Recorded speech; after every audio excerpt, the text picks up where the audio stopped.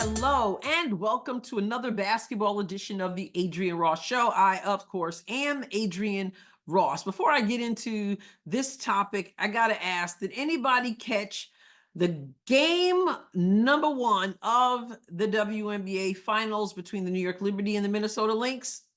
I lead a book club on Thursday night, so I was in my book club and I tuned into the game. It was already in the third quarter at that time. New York Liberty was running away with it, but Minnesota said, no, we're going to, I know we're on the road. I know the crowd is cheering for New York. I know Spike Lee is at courtside as usual, but we are not done yet. The way that game came down to the wire, I ended up going live for some of the members of my channel.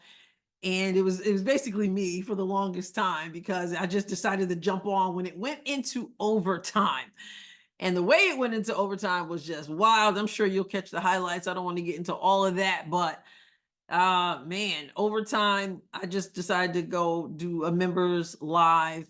I decided earlier that I would root for Minnesota. I am New York born and raised, but I've never been a New York Liberty fan. It's been quite the opposite, as I expressed many times, but we got into during the live I did for the last game of the semifinals, and that was Minnesota versus Connecticut. I went live for the second half of that, and I explained the only reason, and I did a video. The only reason why I rooted for New York in the semifinals is because they were playing Asia Wilson, and I'm certainly not rooting for her because I find her unlikable. So I did not root for the Aces. I rooted for the Liberty. And as I said, only Asia Wilson could get me to root for the Liberty. But I thought, will I root for them against Minnesota? Because I don't really care for Coach Reeve either. But I like Nafisa Collier. So today, I don't know, this morning or this afternoon or whatever, I was like, I think I'm going to pull for Minnesota. I don't really have a dog in the fight, but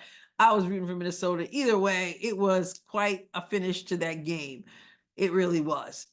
Now to this topic. Before I get to it, though, I just want to say shout out and thank you to the newest member of the Adrienne Ross Show channel, the newest MVP, and that is Catherine Brendel. Thank you so much for joining the channel. Always appreciate it. And I appreciate every single member on the various levels. Now, let me get to what I want to talk about right now.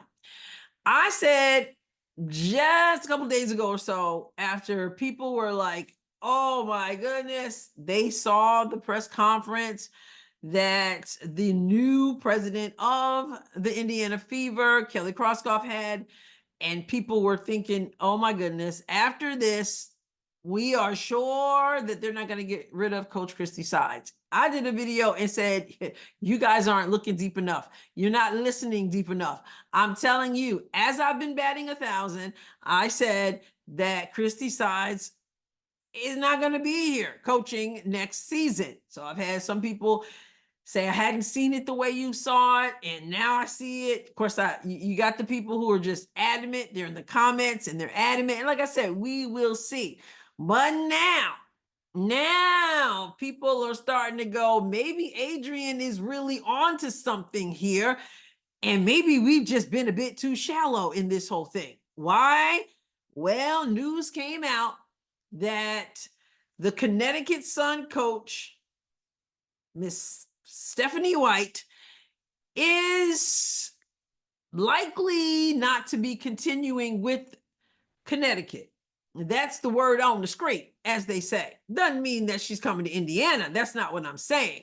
What I'm trying to say is we can do countdown. Countdown to when everybody starts to act like they said all along that Christie Sides was going to be gone. Countdown to when they forget that they heard it here first.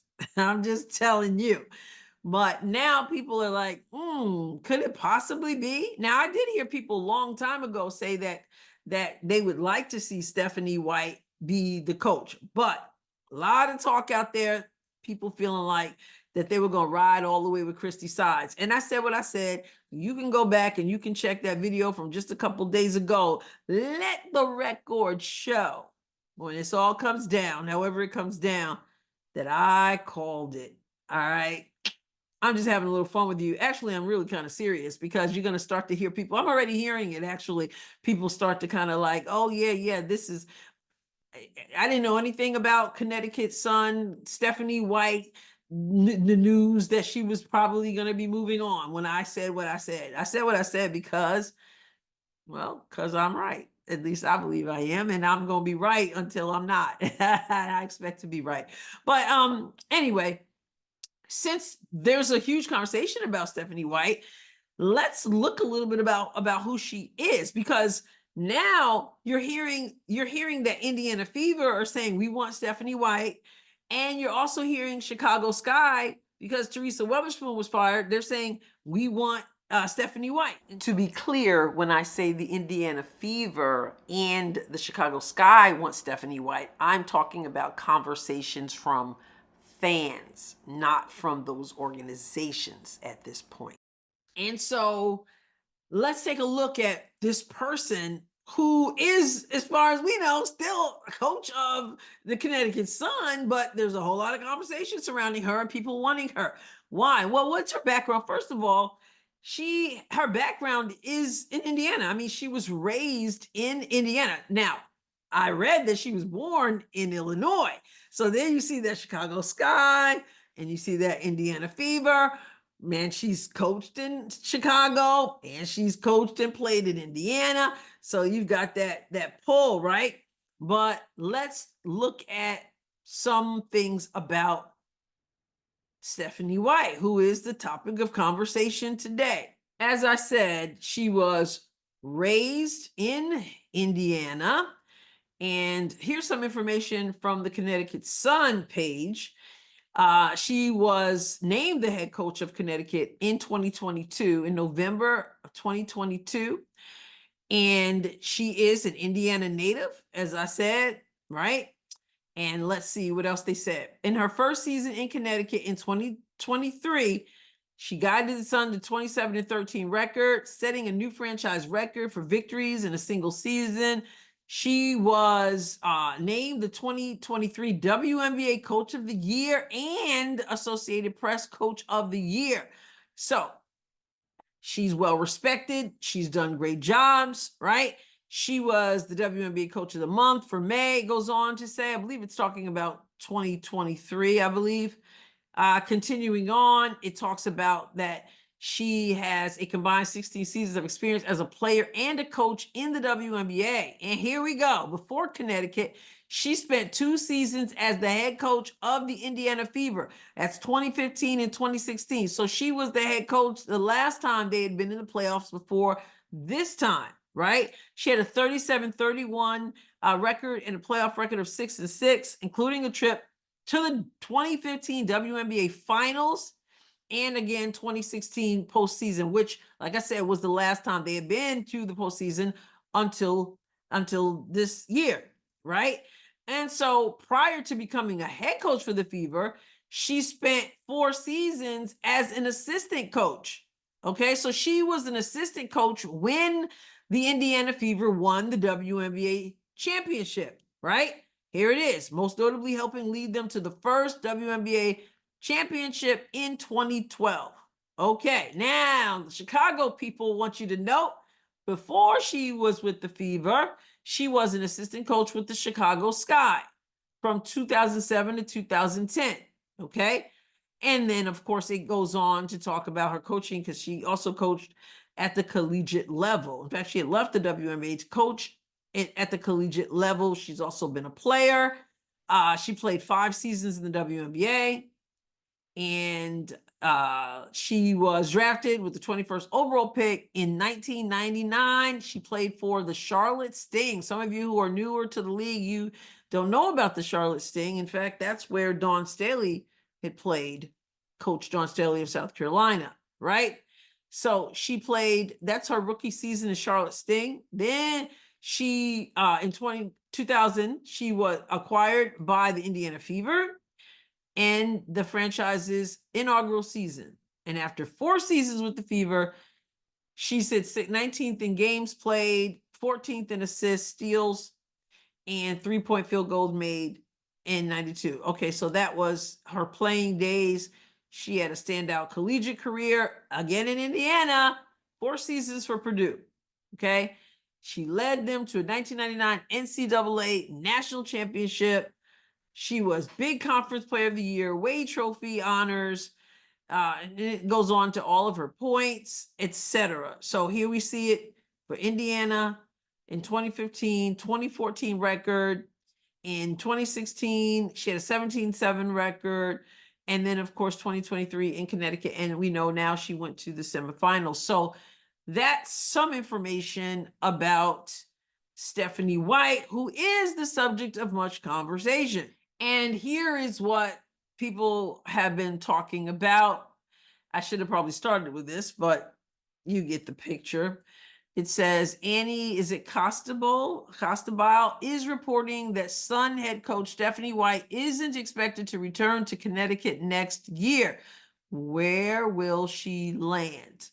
Okay, so this is also posted there on X. Stephanie White isn't expected to return to coach the Sun in 2025.